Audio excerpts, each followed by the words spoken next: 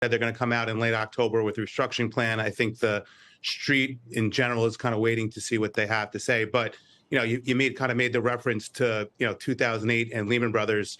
If you kind of compare and contrast just the financial services system in general today versus then, it's remarkably different in terms of just the capital, the liquidity, the health of the balance sheets of the banks, particularly in the U.S. So I do think it's not a great comparison to make.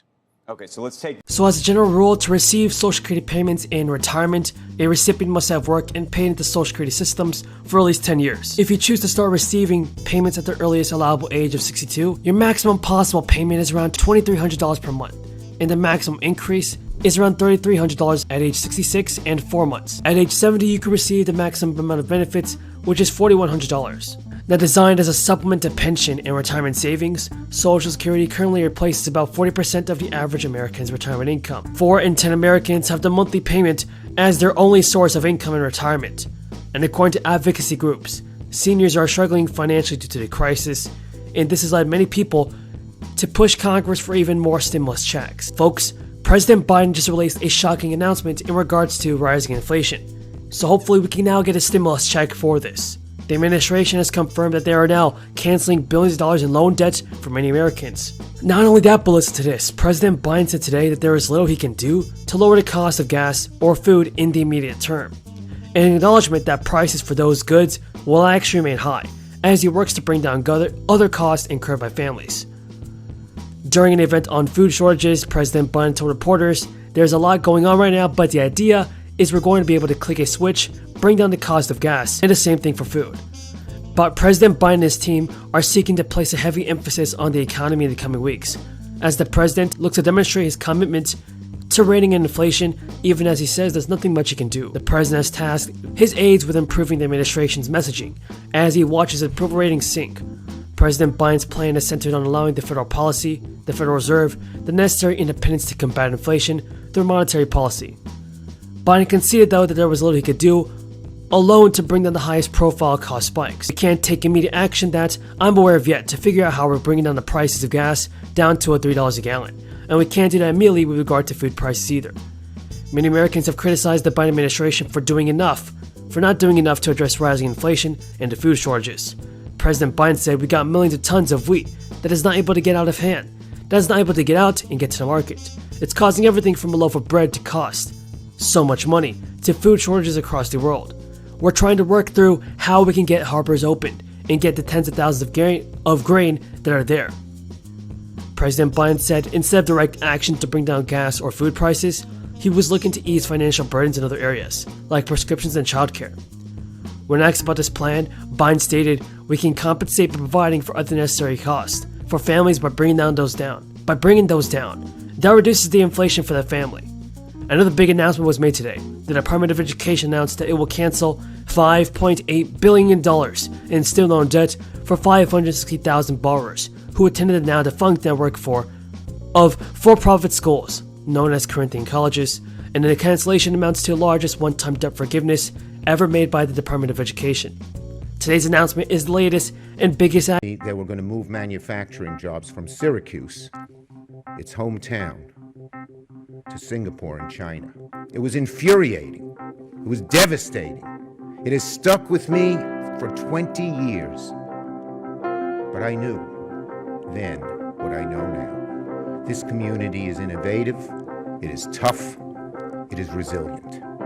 And if we could just level the playing fields, Syracuse could go toe-to-toe, not just with Silicon Valley and Austin and Boston, but with Shanghai and Beijing in being a global hub for innovation and manufacturing.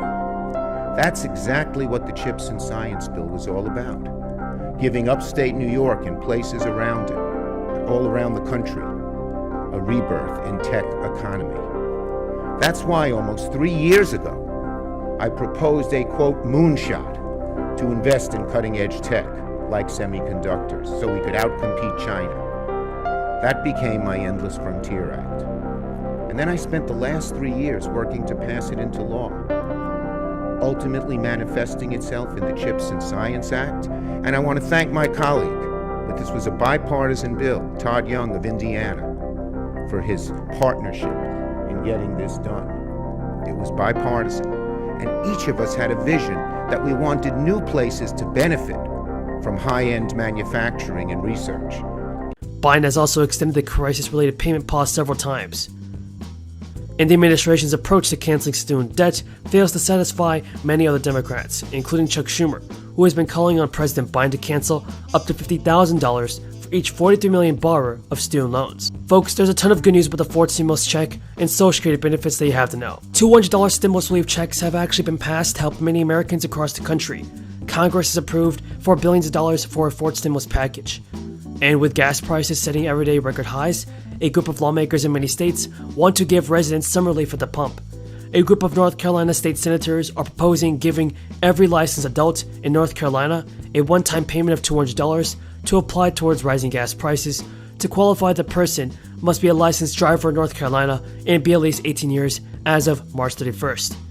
The national average price of gas reached actually $4.71 as of Thursday, and the North Carolina measure would be funded by spending $1.3 billion of the roughly $4.2 billion in surplus collected by the state.